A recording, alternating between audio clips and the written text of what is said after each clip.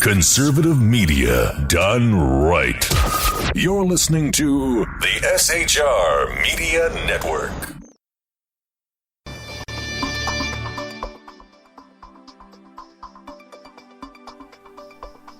I'm Jason Miller. On tonight's Evan Miller Report, Israel slams Russia's decision to lift Iran's missile ban.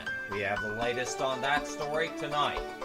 Also, in regards to Russia, the U.S. is protesting an intercept of a reconnaissance plane by Russia. Iraqi forces launch a counterattack against Islamic State or Daesh in Anbar. Ex-guards get lengthy prison sentences for the Iraqi shootings in the former Blackwater security scandal. In U.S. news tonight, Alaska Airlines said it flew with a worker trapped in a cargo hold, while Texas judge pleads guilty to fixing cases for car repairs. I'm Jason Miller. Corey Evan is off tonight. We'll be pleased to be interviewing Ed Martin, the president of the National Eagle Forum. We have all those stories and more. The Evan Miller Report for this Monday, April the 13th, starts now.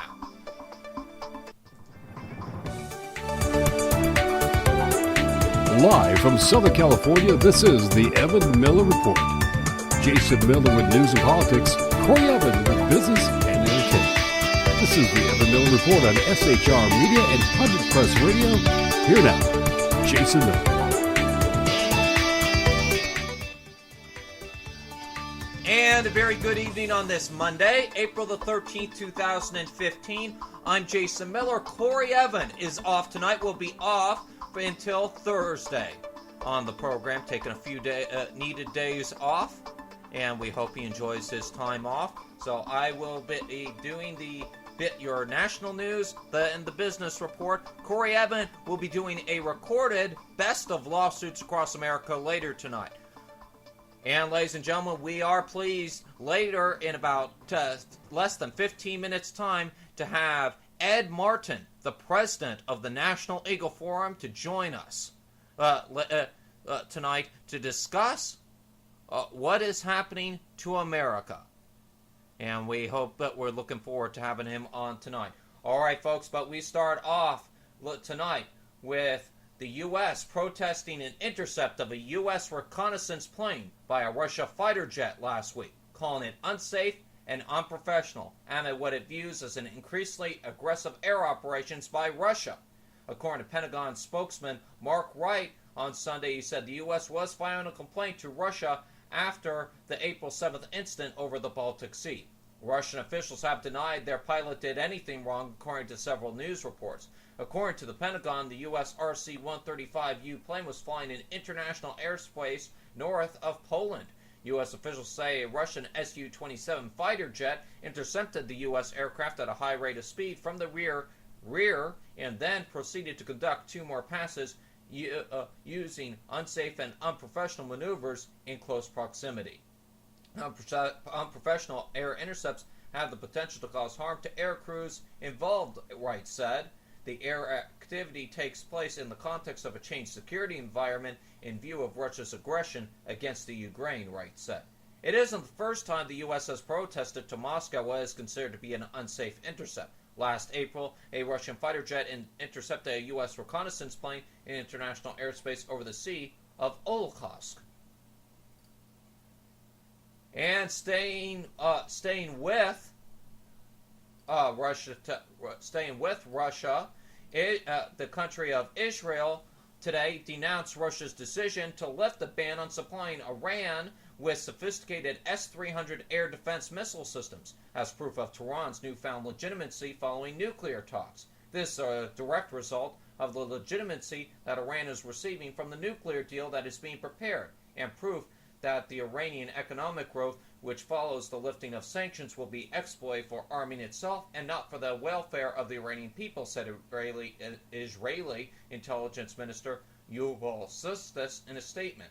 Moscow's decision to lift the ban comes after a major breakthrough of what some say are in talks between the world powers of Iran over its disputed nuclear program, which saw parties agreeing on a framework deal on April the 2nd. Of course, that emerging deal will be finalized by June the 30th and would see Iran curfew its nuclear activities in exchange for relief from economic sanctions, sparking a welter of harsh criticism from Israel.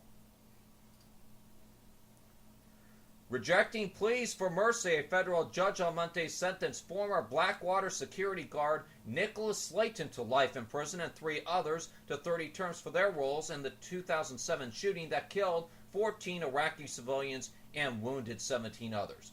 The carriage in Baghdad's Nisr Square, a crowded traffic circle, caused an international uproar over the use of private security guards in a war zone and remains one of the low points of the war in Iraq. U.S. District Judge Royce Lambert sentenced Slayton, who witnesses said was the first to fire shots in the melee, to life on a charge of first-degree murder. The 3 other guards, Paul Slough, Evan Liberty, and Dustin Hurd, were each sentenced to 30 years and 1 day in prison for charges that included manslaughter, attempted manslaughter, and using firearms while committing a felony.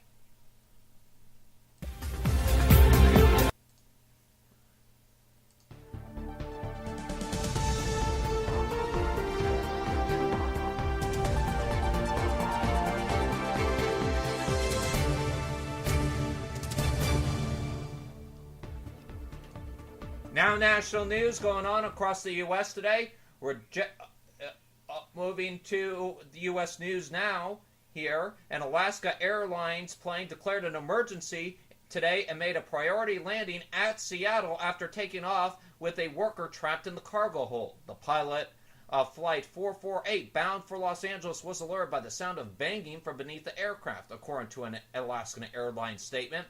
The baggage handler emerged from the pressurized hold, saying he had fallen asleep inside it. The worker appeared okay and was taken to hospital as a precaution, it said. The aircraft had been in the air for 14 minutes. Alaskan Airlines said it was actively investigating the matter. A veteran Texas criminal court judge pleaded guilty on Monday to fixing cases in exchange for car repairs and faces 2 years in federal prison. Angus McGinty, 51, resigned last year as a state district judge in San Antonio, Texas, after he was indicted. McGinty could have gone up to 20 years had he gone to trial and had been convicted on several courts relating bribery. Instead, he pled guilty to 1 count of honest services wire fraud as part of the plea bargain that requires 24 months in prison, according to prosecutors. Prosecutors said McGinty agreed to accept about $6,600 in payments, mainly in the form of repairs to the judge's 2 aging Mercedes cars, in exchange for favorable rulings on behalf of clients of attorney Alberto Avigdo. U.S. Attorney Damian Martinez said that the McGinty case should serve as a reminder to those who occupy positions of public trust that they must act with integrity. A state district judge in Texas earns a salary of up to $140,000 a year, according to statistics. A flock of 200,000 hens in Wisconsin is the first commercial U.S. chicken operation to become infected with the lethal strain of bird flu. This coming from the U.S. Department of Agriculture, saying it widened the impact of a virus that has killed hundreds of thousands of turkeys this year. The chickens were at an egg-laying facility in Jefferson County, Wisconsin, between Madison and Milwaukee, and represented the state's first case of H5N2 flu, according to the Agriculture Department. Wisconsin authorities did not identify the owner of the chickens, which will be quarantined and culled to prevent the disease from spreading.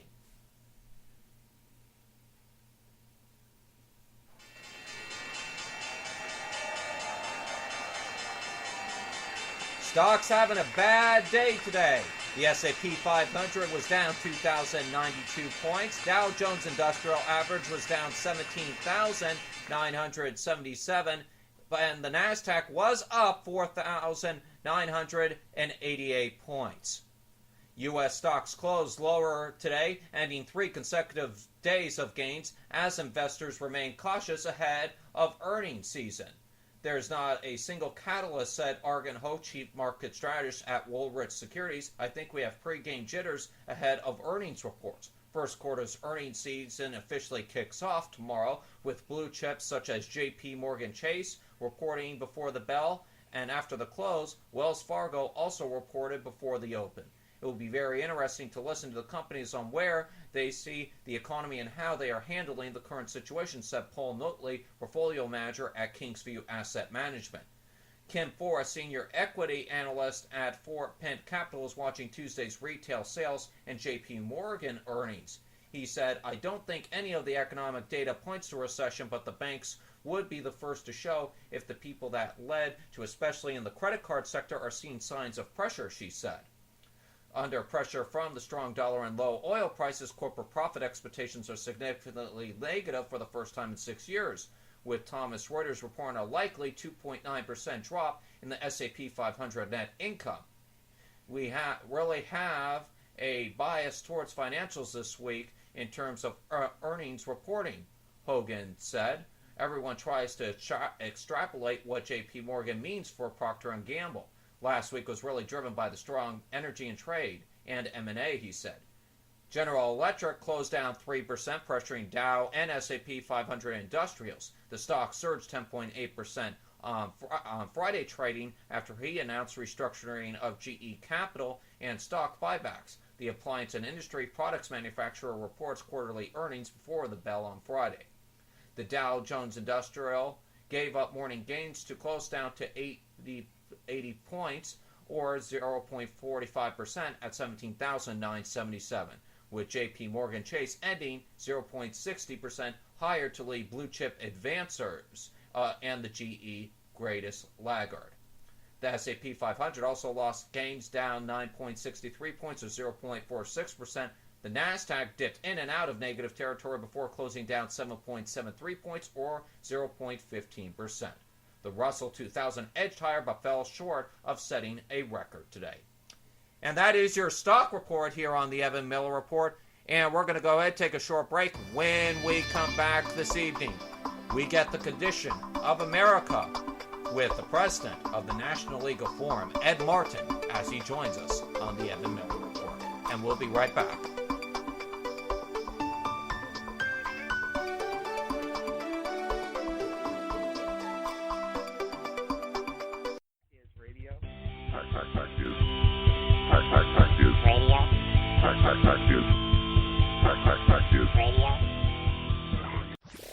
Conservative media done right. You're listening to the SHR Media Network. How you doing? John Grant here. When I'm not slaving over a hot microphone on the 405radio.com Saturdays at 10 a.m. Eastern, I check out Sean and Clint here at Sackheads Radio. We all appreciate the best political bloggers, writers, and commentators. We either get them on our shows or we make fun of them, as it should be. So check us out live Saturdays at 10 a.m. Eastern or forever on the podcasts on the 405radio.com. This is Tammy Jackson, inviting you to join me on the Tammy Jackson Show every Tuesday night at 7 p.m. Pacific on the 405radio.com. Put down that remote and tune into the show that covers politics, guns and the Second Amendment, religious liberties, sanctity of life, the military, and more. I host newsworthy guests and work hard to be a conservative radio show that's not like all the others. So save Tuesday nights at 7 p.m. Pacific for me, Tammy Jackson, on the 405media.com.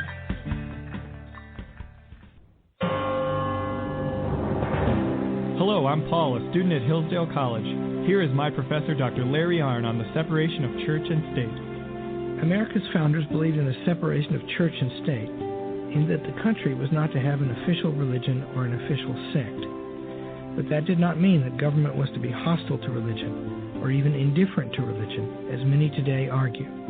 In fact, America's founding document, the Declaration of Independence, includes both a reference to God as the author of the laws of nature and a confident assertion that human beings are endowed by their Creator with certain inalienable rights.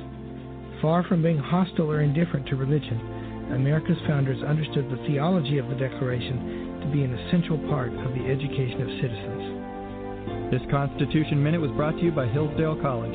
To join the national conversation on the Constitution, Go to constitutionminute.org.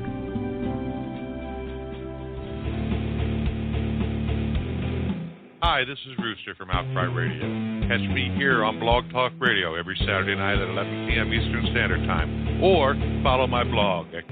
Now, back to the Sackheads. Conservative media done right.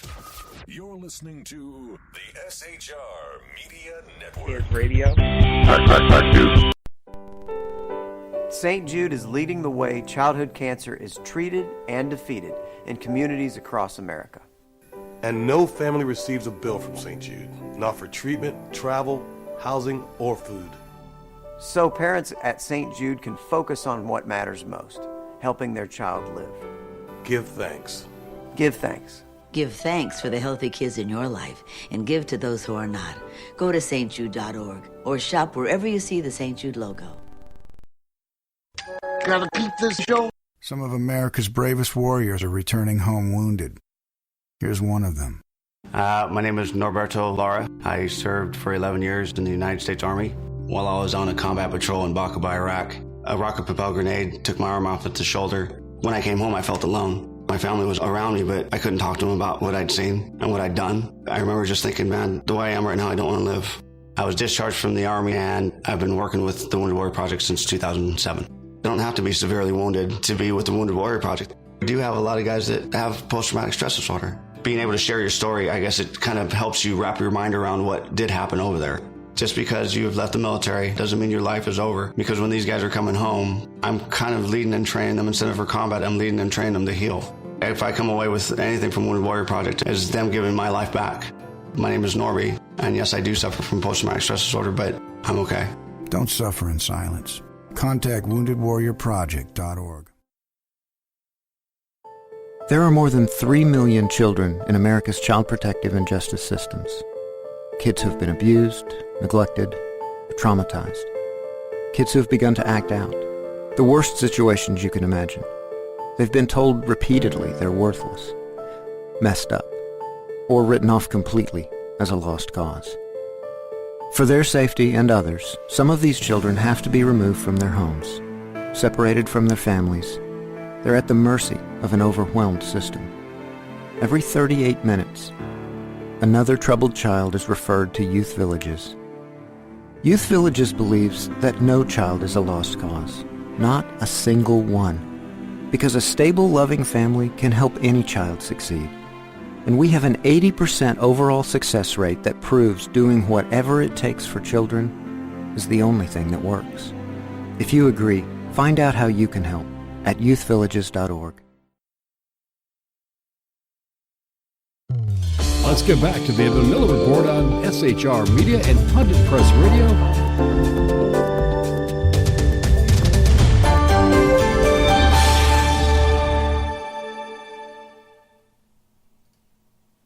And welcome back to the Evan Miller Report. I'm Jason Miller. Corey Evan is off tonight. He'll be back on the program on Thursday. Ed Martin is currently the president of Phyllis Schlafly's Eagle Forum, the pro-family education and policy organization, founded back in 1972. Ed was elected chairman of the Missouri Republican Party back in January 2013 and served with the party until February 2015. In 2010, Ed was the Republican nominee for Congress, coming with a few thousand votes of beating the incumbent Democrat Russ Karian in the historic Dick Gephardt district. In 2012, Ed was the Republican nomination for Missouri Attorney General while also serving as the Missouri Victor GO Get Out the Vote chairman. Ed was chief of staff to Missouri Governor Matt Blunt from 2006 to 2008, helping Missouri leadership pass pro-life legislation and school choice laws and limiting the reach of the left-wing government unions. Ed holds a law degree and advanced degrees in medical ethics and philosophy, and was awarded postgraduate fellowship in Indonesia, Watson Fellowship, and Italy, Rotary Fellowship. We're pleased now on the Evan Miller Report to be joined by Ed Martin, the newly elected president of the National Eagle Forum. Good evening, Ed. Glad to have you with us tonight. Thank you. Great to be with you. It's a pleasure. First of all, like to say congratulations to you on becoming the president. Of course, the president of Eagle Forum used to be Phyllis Schlafly. She's more stepped into an advisory role, from what I understand, and is now the CEO of Eagle Forum. And before we get down to the basics of this interview, Ed, just want to know how Phyllis is doing, because I knew she was running into some health difficulties earlier in the year. Yeah, actually, it was about a year plus ago. She had some issues with her back, probably issues that would have sidelined someone half her age for a lot longer. And she's doing great. She's 90 years old and sort of as fit as ever. I'll say, like, every Monday she puts out a column that she writes. Every couple of weeks she records 21 or 22 3-minute commentaries for the next month's Phyllis Schlafly commentaries, and she does a radio show, and she's really doing great. Her role in moving up to chairman and CEO is really more of an acknowledgement that in the next 20 months, the president of Eagle Forum, myself, needs to be involved in particular in the 2016 election cycle, and some of the making sure the issues that we care about are discussed and understood, as well as that we express a preference. Phyllis would tell you that America is a two-party system, and the Republican Party is the more conservative party, and we have to make it better and better. So she's doing great. Thank you for asking, and I'm sure you'll be hearing and seeing her all over the place still these days. Well, she still appears on radio every once in a while. We were fortunate to have her when President Obama spoke last year on his executive actions on immigration. We were pleased to have her last year during that time, and we hope she can come on again soon with us when she is able. And we're looking forward, at least to our audience in California is looking forward to Ann Schlafly, the daughter of Phyllis Schlafly, speaking at the California Eagle Forum Conference coming on May the 2nd, Ed. We're looking forward to that. And according to what I have heard from our SHR media correspondent, Orleen Kurla, also the president of the California Eagle Forum, Ann Schlafly is the spitting image of her mother. Yeah, no, Ann Schlafly Corey her full name is Ann Schlafly Corey. She is a very successful businesswoman in the St. Louis area who also has been a leader on many of the causes that you'd know. In fact, at that great conference, Orleen is an amazing organizer. Our California Eagle Forum owes a huge debt to her. At that conference, we are also importing from Missouri one of our great leaders here who's fighting Common Core. Her name is Dr. Mary Burns. So two of the main speakers at that conference are some of our proudest Missourians, and that'll be great. And I think you'll be pleased and interested and excited. And I often tell people when they ask, well, what comes after Phyllis and her leadership, I say, I jokingly say it takes a Phyllis. Well, no, it doesn't take a village. That's Hillary's deal, but it takes a team effort to make sure that we get people that are articulating and understanding these issues. So that'll be a great conference. May 2nd, I think it is, right there in California. Yes, and SHR Media is the proud broadcaster of the Eagle Forum Conference. We'll be pleased to be doing this for the second year in a row here on SHR, so we'll be glad to be broadcasting the whole conference live from the Calvary Chapel in Costa Mesa, California. All right, let's get down to the condition of America, Ed. Really, America has changed a lot in the past 10 years. Mm-hmm. 10 years ago, we wouldn't have been having a debate like we were having about the morality of America. 10 years ago... Oh, go ahead. No, I'm jumping in because I totally agree. The speed with which we've seen a dramatic acceleration of the left's success at things like marriage. I mean, 11 years ago, we were dramatically passing in state after state protection for the definition of marriage. Now we're talking about accepting a 5-4 decision in a few months that will redefine thousands of years of how we relate to each other. Common Core, 10 years ago, we didn't realize that the next assault on our control of our education, in fact, out there, Orleen is one of the great teachers, California Eagle Forum, but her book is really used across the country on Common Core. It's called A Trojan Horse for Education Reform. If you haven't seen it, I hope your listeners will get it. But you're right. The question is not sort of can we stop the bad guys, the onslaught. The question is how do we protect ourselves and get on offense again? And it's a very worrying time. It certainly is a worrying time. And who would have thought we would have been having a debate about race relations 10 years ago? Yet it seems to me, and I'm not trying to be racial in any way, but ever since President Obama has been elected into office, race relation, way we deal with race in this country seems to have upped the ante. We have shootings of African Americans every week, whether we agree with what these cops are doing or not. We still have these incidents going up. We have the communication between us and the African American community, I believe, deteriorating. You can only speak to our SHR host, who's on Monday through Thursday at 9 Eastern, 6 Pacific, an African American himself, Ken McClinton, and he can explain to you, explains many nights of what goes on in the urban African American community today, Ed. Well, I'd say a couple things. You know, unfortunately, St. Louis is just, I'm sitting 15 miles from Ferguson, and I want to make a couple observations. Number one, the press just lied about it like they do so many things. I mean, the narrative that they forced on the Ferguson situation was a false one. It was meant to inflame the worst kinds of passions among people. And that's a standard trick, and it's the only thing that's more surprising that the media would do it is that the country and the culture lets them get away with it. So I think what we've seen laid bare in the situation with Ferguson is sort of the end. When they write the history of American media, that's the end of the media. They're no longer, I mean, if they ever were credible, I'm not sure they should have been credible, but that's over. But I would say on this, you know, Phyllis Schlafly and Eagle Forum for 45 years or so as an organization, and Phyllis, for most of her 70-year career, has identified the problem areas.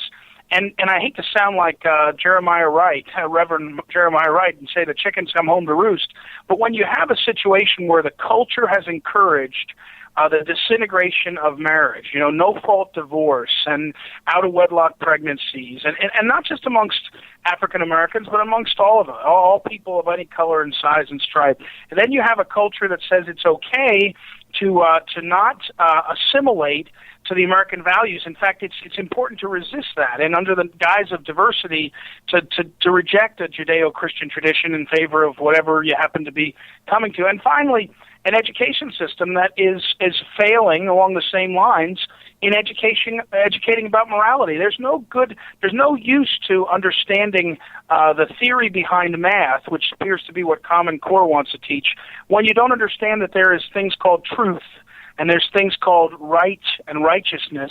And I think that's what's really happening. So I agree with you that the race relations is certainly seems worse. I just kind of feel like that's more of a tool that the left and if you want to be theological, that the devil uses to divide people and to bring out the kinds of selfishness in us that believers know exists. And you mentioned morality, and I always mention on my program, I've mentioned this quite often on my programs and our sister programs at Pundit Press Radio and SHR Media, of the old Animaniacs cartoon of the Wheel of Morality, turn, turn, turn, tell us what we should learn. Now that Wheel of Morality has come off its pedestal and is rolling down towards the ocean. And it is literally at the side of the cliff, ready to go right into the ocean, and we're about to lose the wheel. Gay and lesbian marriage. Look at what is going on. California, perfect example, forcing transgender bills of boys being able to go into girls' bathrooms in schools. We wouldn't have been dealing with this 10, 15 years ago. 10, 15 years ago, the left was alienating us when it comes to praying in schools and Bibles in schools. Now the left has upped the ante, so to speak, Ed, and have said that if you are against gay and lesbian marriage, guess what? You're a hate monger, you're a racist. They've used every term in the book. Even if you work in your own bakery or your own small business now these days, Ed, if you decide to use your freedom of expression and your freedom to believe what you believe and decide not to bake a cake or to make a wedding cake for a gay or lesbian couple, guess what? You're going to get sued now.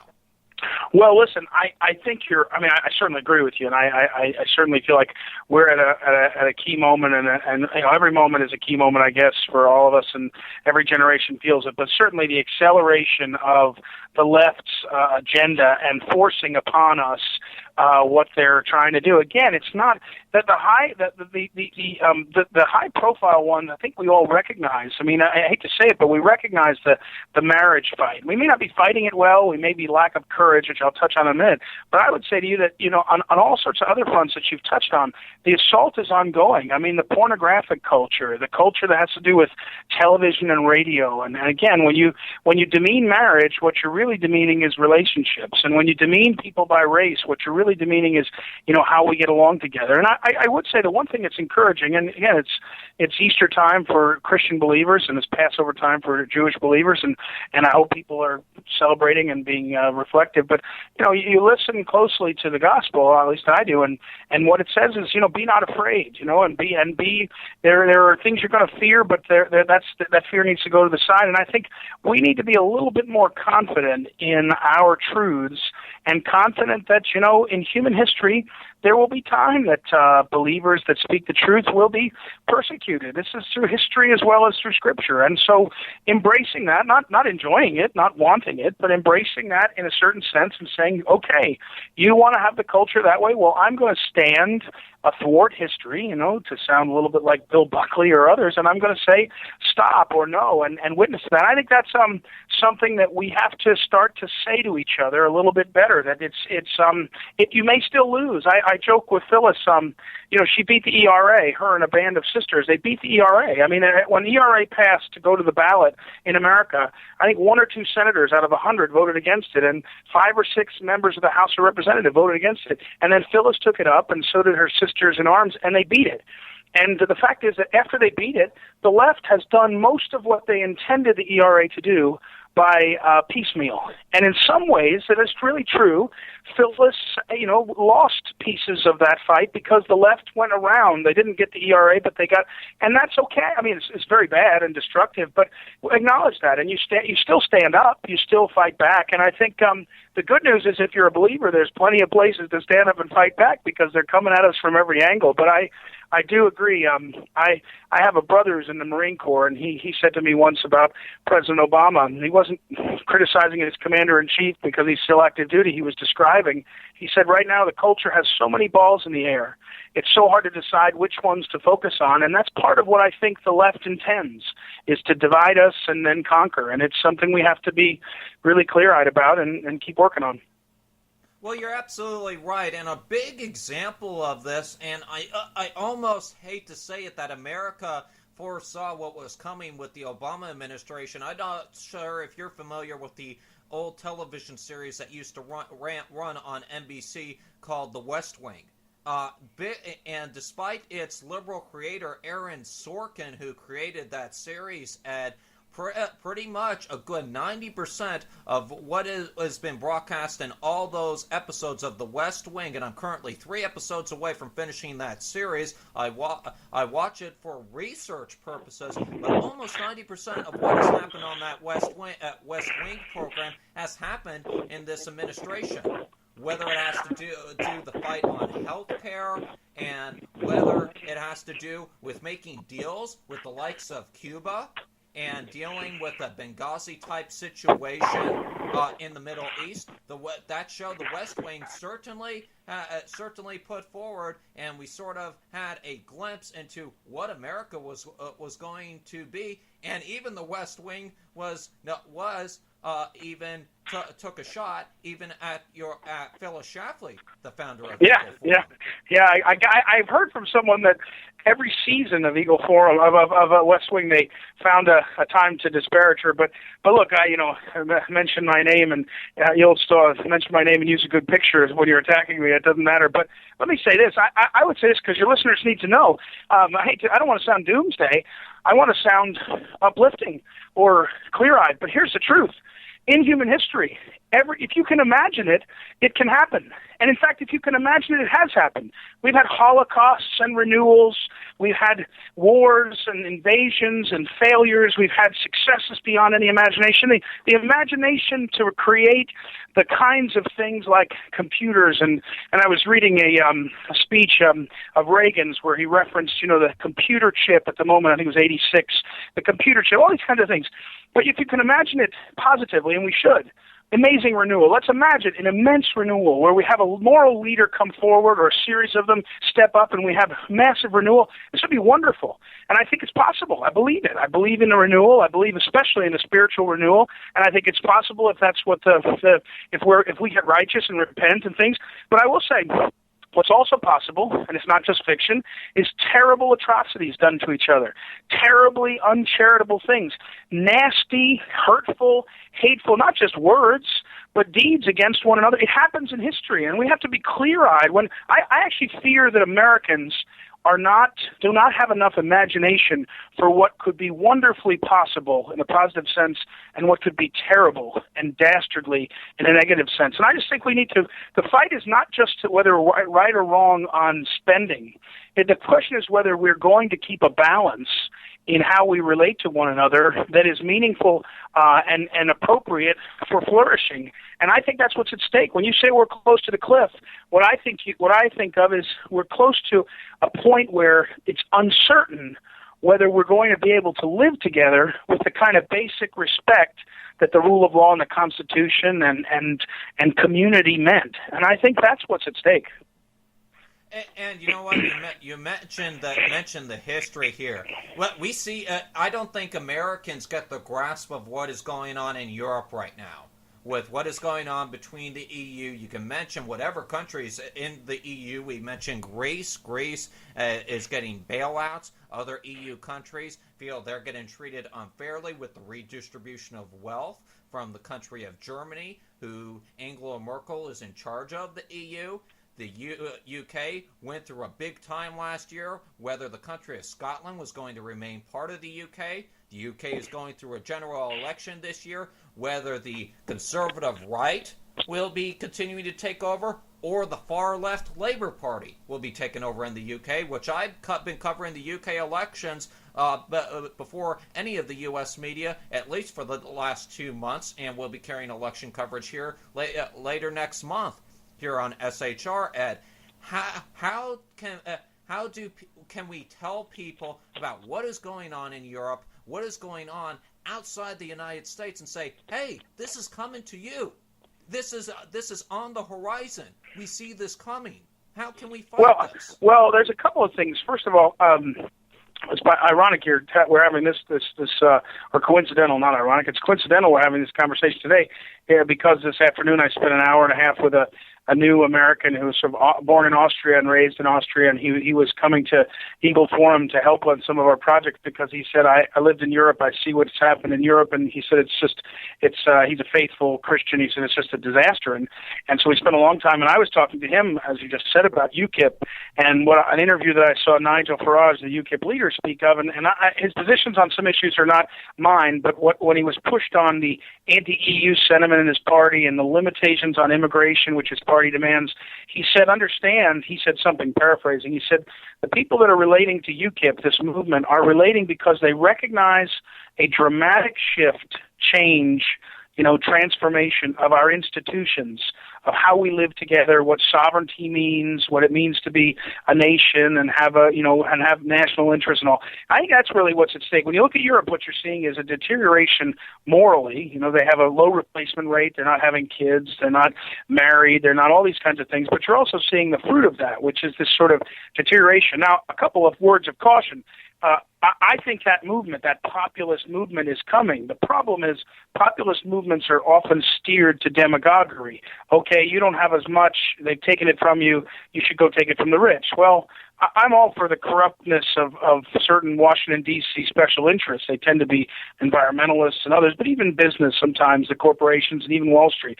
But I think you've got to be careful on steering that populist sentiment in the right direction. The other thing is, in Europe and the rest of the world, one of the things you can do is start your own party, and you can make a difference politically in Europe, and you see it in Greece and Spain and England. In America, as Phyllis Schlafly would say, my boss would say, it's a two-party system. You may wish you could get a third. It's not possible, for lots of reasons that have to do with small c corruption of the party system, but we are where we are.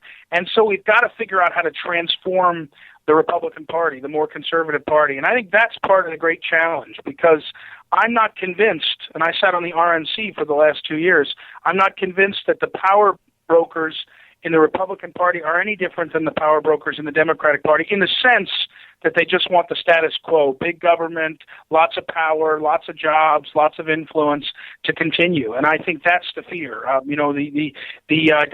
joke and say, the old Eric Hoffer quote, every great cause begins as a movement, becomes a business, and degenerates into a racket. Well, the Republican and Democratic Party are at the racket stage. They're basically two organized crime families. They just don't want any other crime families. They'll fight about a little turf, give a little here and there, but they won't yield much. And so when you say what's coming in Europe, from Europe, we can see as a lesson is deteriorating culture. The question is there an American solution? And for years, decades, and 2 centuries, it's been our Constitution and the rule of law. And the question is, can we sustain it through the Constitution and the rule of law? Because if it just becomes whoever has power, that just turns you into a tin cup dictatorship. Well, I bring a further question to this, Ed, and I know we're running short on time. I have 2 more questions for you before we wrap it up. First, can America be saved? I thought we had a chance when the Tea Party came about, and we had that splinter off of the main conservative part of the Republican Party break off and run their own candidates. The Republican Party fought back, and they fought back hard. They didn't like it that people were knocking people out like Eric Cantor over in Virginia. Senator Mitch McConnell, he put up the fight of his life, spent the most expensive Senate campaign in recent election history. And 2, what does Eagle Forum find in a presidential candidate? And does any of the presidential candidates, in your opinion, have what it takes? Well, let me say a couple things. Number one, I would encourage your listeners, and Phyllis Schlafly has done this for 50 years, and she's done it personally for 72 years or 3 years, since she was 18. I would say get involved at the precinct level, get involved in the Republican Party, and this is the most important election. We haven't had an election, a Republican presidential nomination. We haven't had one like this in probably 75 years, maybe longer, and where we actually don't have an incumbent, an obvious successor, even though Jeb wants to be that, Jeb Bush. And so it's time to get involved. People really need to get involved, and we have a process at the Eagle Forum, and if you email me at ed@eagleforum.org or go to eagleforum.org, our website, to get people information on how to be delegates to their state convention, delegates to the national convention. We intend, as we've done for every convention, to be a part of the process to protect the platform on pro-life, on marriage, on education empowerment, on military superiority, and we need men and women to be a part of it. If you're in California, go to Eagle Forums, the California Eagle Forums event on May 2nd with Orlean and all. It's really important. That's number one. It's a great time to get involved because this is the cycle to do it. And I believe we're going to see for the first time in decades and decades, a meaningful Republican convention. Maybe we won't pick the nominee there, although we might, but I think we're going to have a meaningful dialogue on the platform, and we're going to come through and be conservative, and that's going to say to the country, here's a conservative party. If we do that, we'll win. Now to the presidential. I think Jeb Bush has the most problems for Eagle Forum. Phyllis has not endorsed the candidate, nor will we for a while. Jeb Bush's position on immigration and Common Core is very problematic. I think those 2 issues strike to the heart of the family and then American sovereignty, so I think that's a problem. Now, I think they look at the other candidates. There's only 2 other declared candidates. I think, Phyllis was very excited that Ted Cruz was the first candidate of any level to sign Phyllis's Stop Common Core pledge. If you go to stopcommoncorepledge.com, if you go to eagleforum.org, you'll see this pledge. We've had about 100 people, candidates and elected officials, sign the pledge. Ted Cruz signed it first. We told his campaign. Within a few hours, he signed it. So Ted Cruz seems to have a seriousness of purpose that is impressive. But again, we've got a long way to go. And what we've got to do is make clear what the reason we want these candidates. I'm worried that we're going to put our hope in one candidate, and if he falters, she falters, we're going to say, oh, well, that's it, now we're disenchanted. We got to demand that the Republican candidates get more and more conservative. Marco Rubio is going to declare tonight. He's changed his position, at least publicly, on immigration. I'm not sure I believe him. I think he was for amnesty. Now he says he's not. I worry about that, but I think we've got to demand accountability on that and see. You know, Hillary Clinton would be a disaster for America. So that doesn't mean we settle for a moderate Republican, but we've got to be clear that this is a fight we need to take on. Well, we were discussing it on our Sunday morning talk show, News and Commentary, yesterday, Ed, and what our fear is that if the party fails to find someone, they will call on Mitt Romney again. And God forbid, no offense to Mitt Romney, I do not think he's the right guy to run America. I really don't. Same thing. Well, I agree with John McCain. Right. I think there's two questions in any one of these things. One is who can win, and I don't think that Jeb Bush can win today. I think that he can't win. I think he actually loses to Hillary. He's the one candidate I know in my estimation loses. Romney may be the other one. I mean, we have to win first. Governing, we have to hold them accountable, and that's important. But I don't think either one of those can win because they're yesterday's news, and Hillary is yesterday's news, and we have to get a contrast. And so we've got to. And here's what I believe: if we have a candidate who says, I will stand up to China and I will stand up to the left, which are really the same thing in times, and stand up to, the milk toast, a true conservative, I think that people are going to sprint towards him. Maybe there's no her that I see yet. I don't will see if Fiorina is real, but and that's what we need. But the key for our people is not to lose heart. Again, the left wants us to tire and to get angry with each other, and we can't lose heart because we know the greatness of the country and also the greatness of humanity. Human beings is bigger than us and bigger than anything. It's the Creator himself, and we've got to stay sort of joyous in that fight and keep going. And I'm really optimistic. But hey, look, I look forward to coming on again. I'm sorry I have to run. Your listeners, yes, I wish I could stay up. But I appreciate you very much, and let me know. If you can do me one favor, I know we're short on time. If Phyllis would like to come on, I really want to emphasize we need to have a big fight when it comes to the social issues in this country. I don't think they are being covered enough, and I would like to discuss it with Phyllis and maybe yourself. We can have a bit of a conference here on the Evan Miller Report in the future about how we are losing the fight when it comes to the social war here in America. Yep, I agree with you. We need to have the conversation and the fight over the social issues. If we lose on marriage and life, it doesn't matter what our economic policy is. Our country is going. In fact, the economic policy that follows is a failure. So I'm with you, and I'll help you with that. I look forward to it. All right. That's Ed Martin, everybody. He's the president of the National Eagle Forum. Ed, where can people go to find more information about Eagle Forum? EagleForum.org is our main website. If people want to email me directly, Ed at EagleForum.org. And then in California, we have a great California chapter, and unfortunately, it may be California CAEagleForum.org. I'm embarrassed that I don't have it in front of me. California.org. I'm familiar with the website, sir, so no problem. No need to be embarrassed. You have 50 other states you have to handle here in the 50 states, so I don't assume that you need to know every single one of them. Send our regards over to Phyllis, and thank you for joining us tonight. Thank you. God bless you. Talk to you soon. God bless you. I'm Jason Miller. You're listening to the Evan Miller Report. When we come back on the program, the best of lawsuits across America. And we'll be right back after these messages.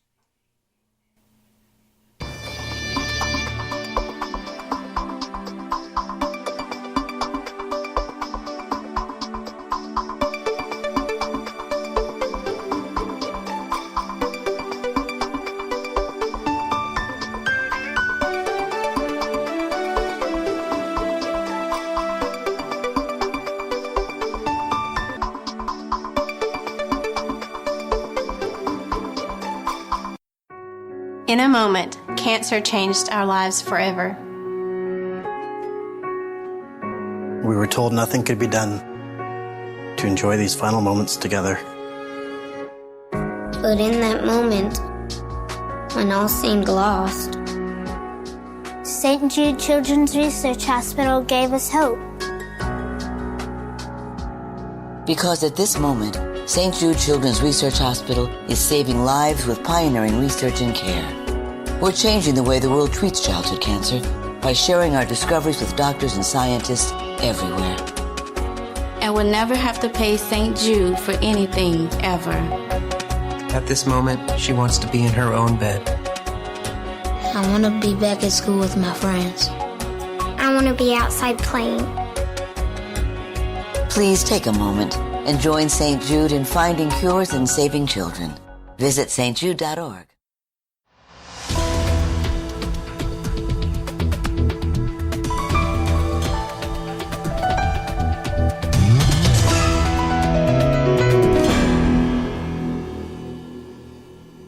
And welcome back to the Evan Miller Report on the SHR Media Network. I'm Jason Miller. Corey Evan is off until Thursday. I'd like to thank Ed Martin, the president of Eagle Forum, for coming on and joining me earlier just a couple moments ago here on the program. You know what, ladies and gentlemen? We have a fight. We have a fight to keep America today, ladies and gentlemen. I fear we're losing America. But we can take America back. It's a matter of you, America. Do you want to keep America the way it is? Or do you want the socialist? Do you want the communist? However you would like to phrase it in the proper English language. Do you want them to take over here in the United States? We have a decision to make in 2016. Yes, I may live here in the most liberal state in the United States, the state of California, ladies and gentlemen. But we're still fighting on. We're fighting against Common Core. We're fighting against transgender in the bathroom as far as boys going into girls' restrooms. You've seen that through Brad Dacus and the Pacific Justice Institute. We are fighting here in California. You can fight here in any of the rest of the 49 states here. The fight is on. Doesn't start next year when the primary season starts. It doesn't start when presidential candidates announce. The battle is happening right now. If you don't get involved, if you don't help out, and I'm not saying go join your local RNC, the best way I have found that you can help fight locally. Run for school board, run for local office, wherever you are. Sometimes that's the best way to fight, not necessarily having to go and running for, I'm not asking people to go and run for senator or for congressman. I'm asking people, do you want to keep America America? Or do you want it to be the Europe of America in the future? That's all I'm asking. And I'm taking this from the heart. This is no written down speech, ladies and gentlemen. But if we lose America, and as Ed said, we lose our morality in this nation, well, we will lose ourselves. And that's all I have to say on the subject. And I will leave it up to you, the American people who listen to this broadcast night in and night out, to make the decision of what you want to do. Whether to keep America, what America is going to be, the new Europe, or to bring America back to what it was, that, as Ronald Reagan said, that golden city on the hill. All right, folks, Corey Evan may be off today, but that doesn't mean we don't have the best of what he did in lawsuits across America. So without any further ado, here's Corey Evan with the best of lawsuits across America.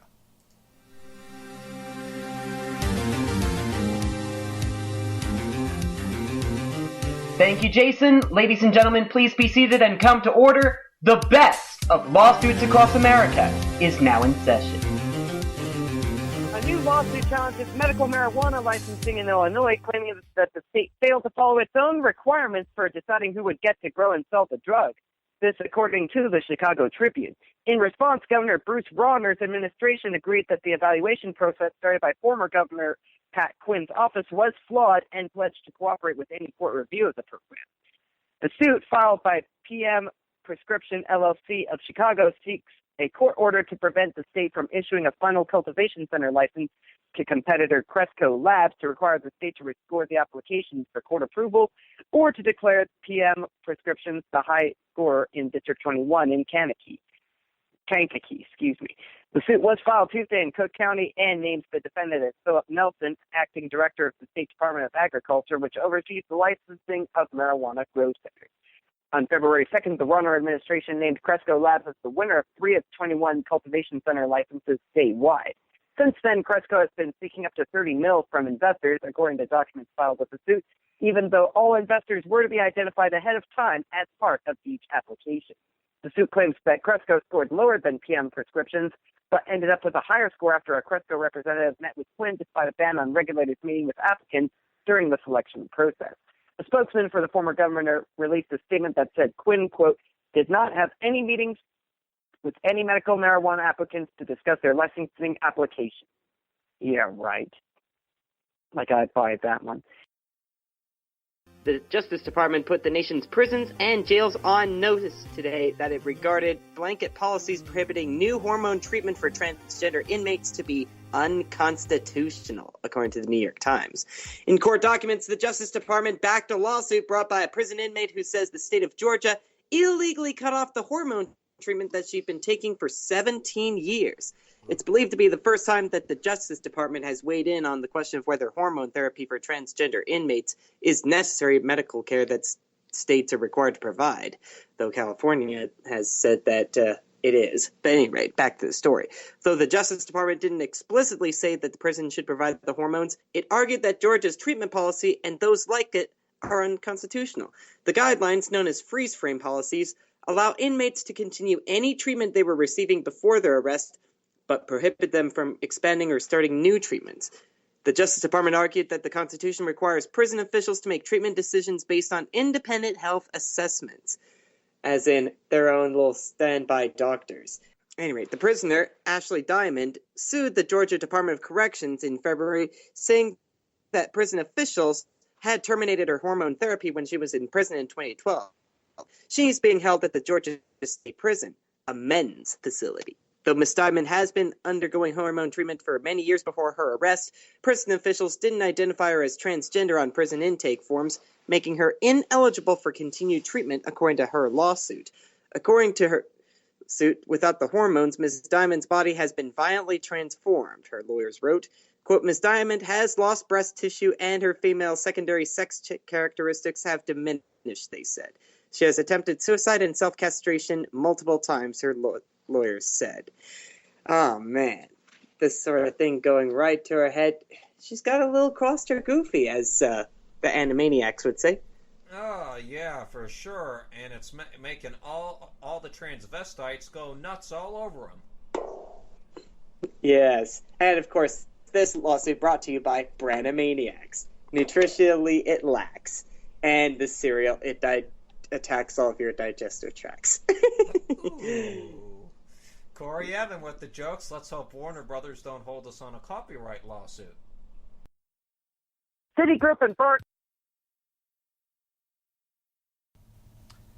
And that's Corey Evan with the best of lawsuits across America.